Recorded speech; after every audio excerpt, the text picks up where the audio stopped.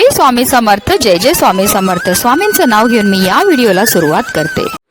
पंचांगानुसार अधिक मासाची अमावास्या 14 जूनला दुपारी 12:19 प्रारंभ होईल, तर 15 जूनला सकाळी 8:23 समाप्त होईल आणि उदय तिथीनुसार अधिक मासाची अमावास्या सोमवारी म्हणजेच 15 जूनला साजरी केली जाईल. ही अमावास्या सोमवारी येत असल्यामुळे तिला सोमवती अमावास्या देखील म्हटली जाते. ही अमावास्या अधिक मासामध्ये येत असल्याने या अमावास्येचं विशेष महत्त्व आहे. सोमवती अमावास्येच्या दिवशी भगवान शिव आणि देवी पार्वती यांची पूजा केल्याने सुख समृद्धी प्राप्त होते. तसेच आपल्या सर्व इच्छा आणि मनोकामना सुद्धा पूर्ण होतात. सोमवती अमावास्या हा पितरांचे तर्पण पूजन करण्यासाठी अत्यंत शुभ दिवस मानला जातो. या दिवशी पवित्र नद्यांमध्ये स्नान केल्याने अनेक जन्माच्या पापांपासून मुक्ती मिळते. तसेच सोमवती अमावास्येच्या दिवशी विवाहित स्त्रिया आपल्या पतीच्या दीर्घायुष्यासाठी उपवास देखील करतात. या दिवशी पिंपळाच्या झाडाची पूजा केली जाते, त्यांना प्रदक्षिणा घातली जाते. या अमावास्येच्या दिवशी पितरांसाठी तर्पण आणि श्राद्ध केल्याने पूर्वजांची पापे दूर होतात आणि त्यांचे आशीर्वाद मिळतात. याच दिवशी मिथुन संक्रांती सुद्धा साजरी होत असल्याने या अमावास्येचे महत्त्व अनेक पटीने वाढले आहे.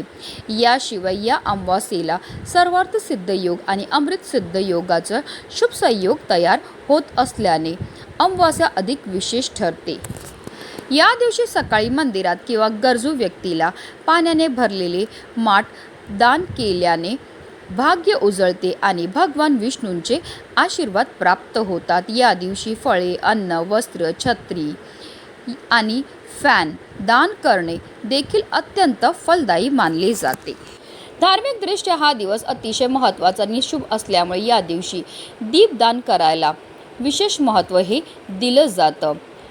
तुम्ही सोमवती अमावास्येच्या दिवशी काही नाही केलं तरीही चालेल, पण आपल्याला आवर्जून प्रत्येकाला या ठिकाणी इथे एक असा दिवा लावायचा. हा दिवा लावल्यामुळे आपलं 7 पिढ्यांचं दारिद्र्य नष्ट होऊन आपल्यावर 33 कोटी देवी देवतांचा आशीर्वाद आपल्याला प्राप्त होणार आहे. आपल्या घरामध्ये अखंड लक्ष्मी नांदणार आहे. तर हा दीपदान आपल्याला कुठे करायचं आहे, हा दिवा आपल्याला कसा लावायचा आहे, कोणत्या ठिकाणी लावायचा आहे, याबद्दल सविस्तर आणि महत्त्वाची अशी माहिती मी तुम्हाला या व्हिडिओमध्ये देणार आहे. तर व्हिडिओ पूर्ण पहा आणि जर तुम्ही माझ्या चॅनलवर नवीन असतील तर चॅनलला सबस्क्राईब करा आणि शेजारी बेल आयकॉनसुद्धा प्रेस करा, जेणेकरून तुम्हाला माझ्या नवनवीन व्हिडिओचं नोटिफिकेशन हे मिळत राहील आणि तुम्ही एक पण व्हिडिओ मिस करणार नाही. आणि कमेंटमध्ये ओम नमो भगवते वासुदेवाय नमः लिहायला विसरू नका.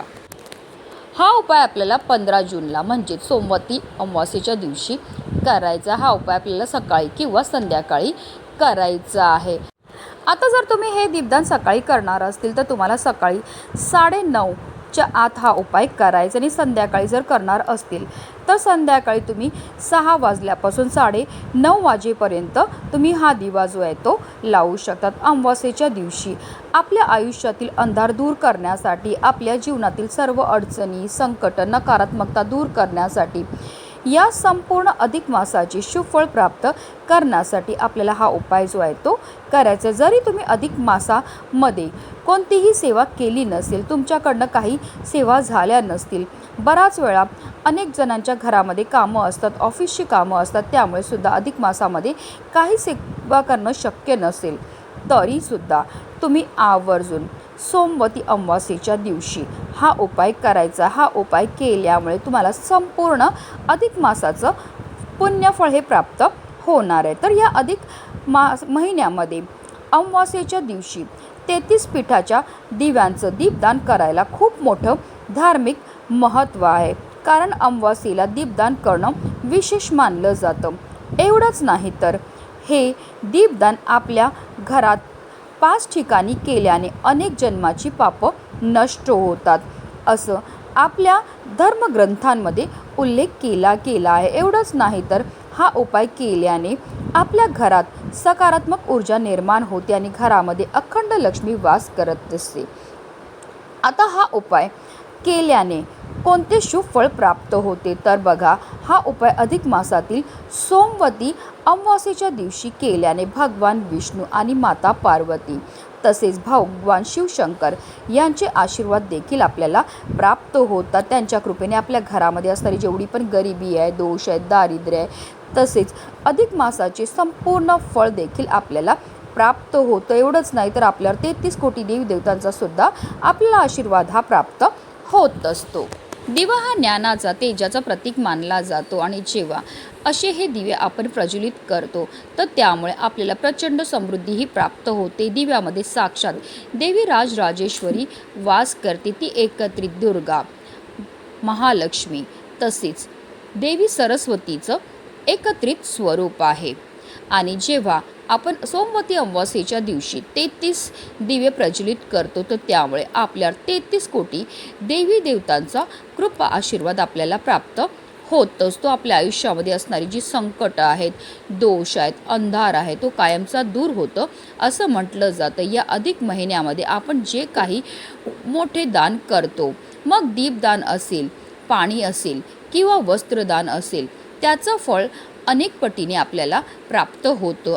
आणि जेव्हा असे हे दीपदान आपण आपल्या घरामध्ये करतो तर त्यामुळे प्रखरातला प्रखर पितृदोष देखील दूर होतो. कुटुंबातील सर्व सदस्यांना प्रत्येक कामामध्ये यश मिळू लागतं. तर हा उपाय करण्यासाठी आपल्याला अमावास्येच्या दिवशी सकाळी लवकर उठायचं आहे, स्नान करायचं आहे, देवघरातील देवांची विधिवत पूजा करायची आहे.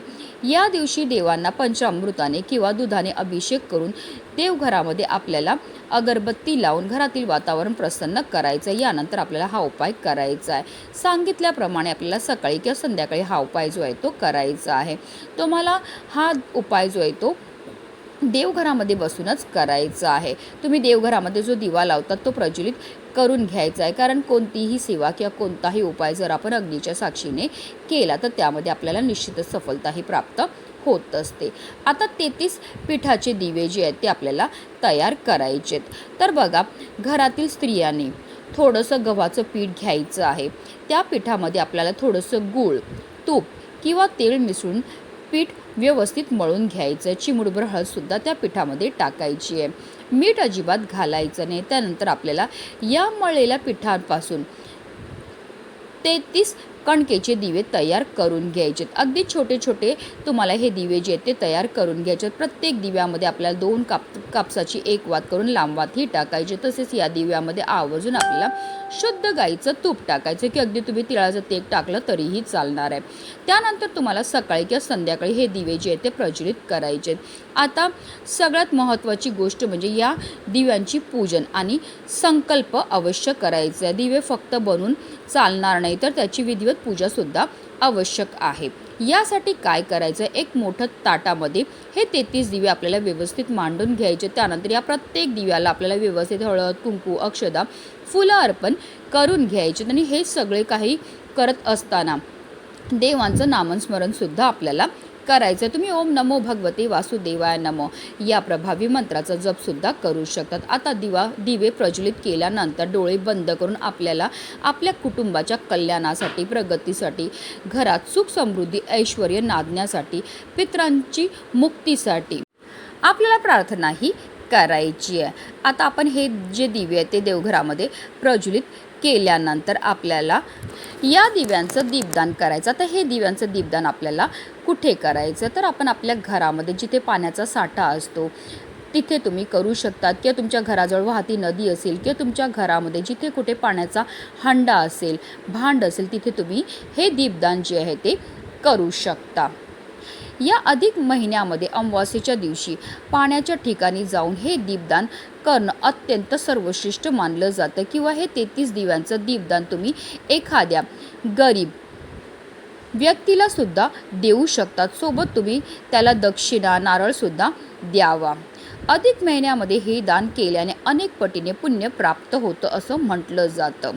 किंवा मग तुमच्या घराजवळ एखादं मंदिर असेल, देवीचं देऊळ असेल किंवा कुठल्याही मंदिरामध्ये तुम्ही हे दीपदान जे आहे ते करू शकता. किंवा अगदी तुम्ही तुमच्या देवघरामध्ये सुद्धा हे दीपदान केलं तरीही चालणार आहे किंवा तुळशीजवळ सुद्धा तुम्ही हे 33 दिवाचे दीपदान करू शकतात. तर ह्या सगळ्या महत्त्वाच्या गोष्टी ज्या आहेत त्या तुम्हाला सोमवती अमावास्येच्या दिवशी करायचे आहेत. जरी तुम्ही अधिक महिन्यामध्ये 33 दिव्याचं दीपदान केलं असेल तरीसुद्धा तुम्हाला या अमावास्येला हे दीपदान करायचं आहे, कारण हा दिवस खूप महत्त्वाचा आहे. त्याचबरोबर या अधिक मासाचा म्हणजेच अमावास्येच्या दिवशी संध्याकाळी दक्षिण दिशेला म्हणजेच दक्षिण कोपऱ्यामध्ये एक तेलाचा दिवा नक्की लावावा. शास्त्रानुसार दक्षिण दिशा ही पितरांची दिशा मानली जाते, त्यामुळे तिथे एक दिवा लावल्याने आपले पितृ प्रसन्न होतात. दिवा लावल्यानंतर आवर्जून आपल्याला आपल्या पितरांचं स्मरण करायचं आहे, त्यांचा आशीर्वाद घ्यायचा आहे. त्यानंतर दुसरा दिवा जो आहे तो आपल्याला तुळशी मातेजवळ लावायचा आहे, कारण तुळशीला लक्ष्मीचे रूप मानले जाते आणि तुळशीजवळ दिवा लावल्याने घरात सकारात्मक ऊर्जा राहते आणि माता लक्ष्मीची कृपा ही सदैव टिकून राहते. म्हणून तुळशीजवळ सुद्धा आपल्याला एक दिवा जो आहे तो लावायचा आहे. त्याचबरोबर घराच्या मुख्य प्रवेशद्वाराच्या बाहेर सुद्धा आपल्याला दिवे हे लावायचे आहेत. घराचा उंबरठा हा नकारात्मकता रोखण्यासाठी मुख्य रक्षक मानला जातो. उंबरठ्यावर दिवा लावल्याने घरात सुख, शांती, समृद्धी ही प्रवेश करत असते. आपल्या पित्राचा वास देखील आपल्या मुख्य प्रवेशद्वाराच्या बाहेर असतो, त्यांना सुद्धा तृप्ती मिळते. म्हणूनच तिथे सुद्धा आपल्याला दीपदान हे नक्कीच करायचं आहे.